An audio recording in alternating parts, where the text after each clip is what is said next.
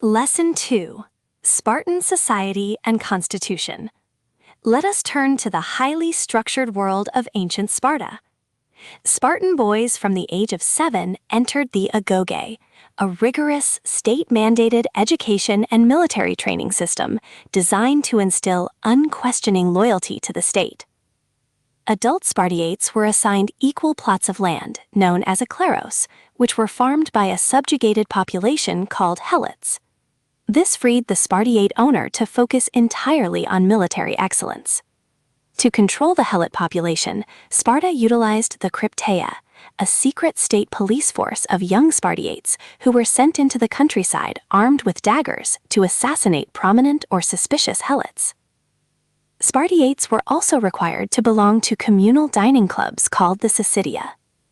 They shared daily meals and had to contribute monthly grain quotas produced from their kleros. If a Spartiate could not pay their Spartiate dues, they lost their full citizen rights.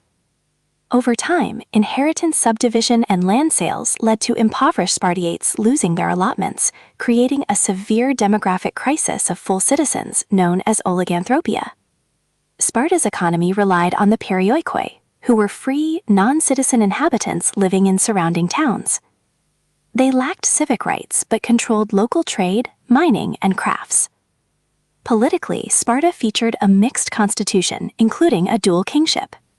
The two kings were kept in check by the Gerousia, an elite council of elders, and the ephors. The ephors were 5 magistrates elected annually who held immense power.